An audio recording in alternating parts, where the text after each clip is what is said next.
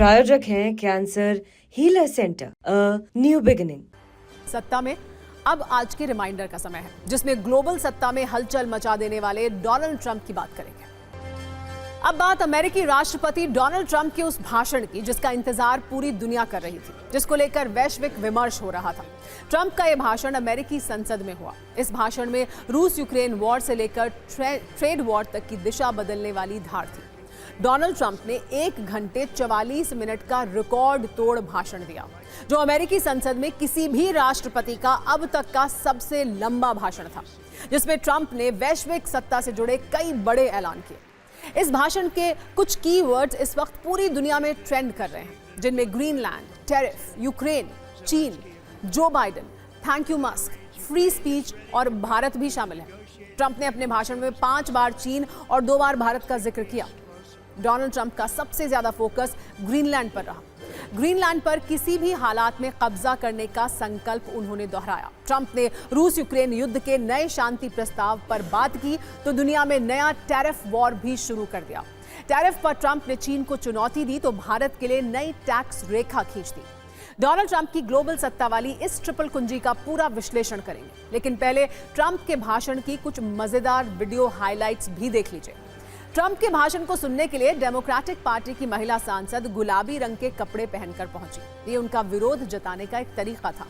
उनका मकसद ये ध्यान दिलाना था कि कैसे ट्रंप प्रशासन की नीतियां महिलाओं पर बुरा असर डाल रही हैं। ट्रंप के भाषण के दौरान एक और घटना ने लोगों का ध्यान खींचा। डेमोक्रेट सांसद अल ग्रीन भाषण के दौरान ट्रंप का मजाक उड़ा रहे थे। कई बार टोकने के बाद भी जब वो नहीं माने तो अल ग्रीन को संसद से बाहर निकाल दिया गया। हालांकि वॉशिंगटन पोस्ट ने बताया कि ट्रंप ने इस दौरान 26 बार झूठ भी बोला। ट्रंप ने ये झूठ border crossing, regulations, economy, inflation और दूसरे बड़े मुद्दों पर बोला। ट्रंप के इस झूठ पर विपक्षी नेताओं ने उन्हें फॉल्स स्टेटमेंट वाले प्लैकार्ड्स दिखाए, उनकी हूटिंग की, लेकिन इससे भी काम नहीं चला। कुछ विपक्षी सांसद ट्रंप के भाषण के बीच में ही संसद से उठकर चले गए।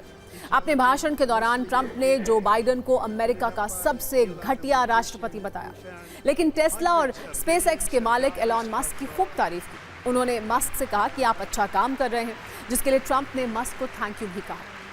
अब अमेरिकी राष्ट्रपति के वो 5 ऐलान भी जान लीजिए जिनका असर पूरी दुनिया पर होने जा रहा है, जिनसे पूरा वर्ल्ड ऑर्डर बदल सकता है। ट्रंप ने कहा कि वो ग्रीनलैंड को किसी भी कीमत पर लेकर रहेंगे, क्योंकि ग्रीनलैंड अमेरिका की सुरक्षा के लिए बहुत अहम है।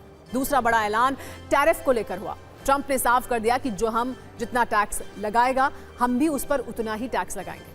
ट्रंप ने रूस यूक्रेन युद्ध पर कहा कि ज़ेलेंस्की समझौते के लिए तैयार हैं। उन्होंने ज़ेलेंस्की का लिखा हुआ लेटर भी पढ़ा। ट्रंप का अगला बड़ा ऐलान अवैध प्रवासियों को लेकर हुआ। ट्रंप ने एक बार फिर साफ किया कि अवैध प्रवासियों को किसी भी कीमत पर बर्दाश्त नहीं किया जाएगा। ट्रंप ने चीन को भी सीधी चुनौती दी। बीजिंग से कोई समझौता मंजूर नहीं होने की बात भी कही। हमने कल आपको सत्ता में भी बताया था कि ट्रंप युद्ध और ज़ेलेंस्की को लेकर बड़ा ऐलान कर सकते हैं, और वैसा ही हुआ भी। ज़ेलेंस्की ने आखिर ट्रंप के सामने एक तरह से सरेंडर कर दिया। डोनाल्ड ट्रंप ने ज़ेलेंस्की के खिलाफ कुछ नहीं कहा, लेकिन पुतिन से दोस्ती वाले कुछ संकेत दिए। चर्चा है कि क्या अब अमेरिका का रुख पुतिन को लेकर बदल गया है, और क्या ट्रंप अब पुतिन से दोस्ती कर लेंगे। इसके संकेत भी ट्रंप ने खुद ही दिए हैं, क्योंकि वो रूस को नहीं बल्कि चीन को अपने लिए असली चुनौती मानते हैं। ऐसी खबरें हैं कि ट्रंप यूक्रेन जंग खत्म कर चीन पर पूरा फोकस करना चाहते हैं। वो यूक्रेन युद्ध को अमेरिका के लिए ध्यान भटकाने वाला मामला मान रहे हैं। रूस यूक्रेन युद्ध ने पुतिन और जिनपिंग की दोस्ती को मजबूत कर दिया है, जो ट्रंप को किसी भी हालत में मंजूर नहीं है। कहा यह जा रहा है कि ट्रंप रूस को अमेरिका के करीब लाकर चीन को अकेला कर देना चाहते हैं। चीन रूस में दूरी पैदा करना ही फिलहाल ट्रंप की रणनीति है। यही वजह है कि डोनाल्ड ट्रंप की तरफ से ज़ेलेंस्की पर समझौते के लिए दबाव डाला जा रहा है, ताकि युद्ध जल्दी से जल्दी रोका जा सके। इसके लिए ट्रंप ने ब्रिटेन की भी मदद ली है। ऐसी जानकारी है कि ट्रंप की धमकी के बाद British PM Keir Starmer active हुए हैं। ट्रंप ने ब्रिटिश पीएम को ज़ेलेंस्की के खिलाफ कार्रवाई के लिए कहा और ज़ेलेंस्की से माफी मांगने के लिए कहा गया। ब्रिटिश पीएम ने ज़ेलेंस्की को समझाया कि मुद्दा अब पर्सनल हो गया है, इसलिए उन्हें माफी मांगनी चाहिए, जिस पर ज़ेलेंस्की के तेवर नर्म पड़े। उन्होंने कहा वो माफी नहीं मांगेंगे, लेकिन पूरी घटना पर खेद जताएंगे। ट्रंप प्रशासन ने ज़ेलेंस्की के इस प्रस्ताव पर सहमति दे दी, जिसके बाद ही ज़ेलेंस्की की तरफ से ट्रंप को समझौते के लिए चिट्ठी लिखी गई। ब्रिटेन ने ट्रंप से जेलेंस्की के खिलाफ अमेरिकी संसद में ना बोलने की अपील की। इसी अपील पर ट्रंप ने संसद में जेलेंस्की के खिलाफ कुछ नहीं कहा।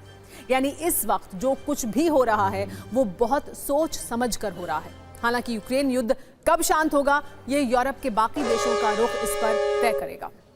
हूटर बज चुका है, यानी सत्ता में आज का वक्त खत्म हो गया है। कल शाम 7 बजे आपसे एक बार फिर मुलाकात होगी।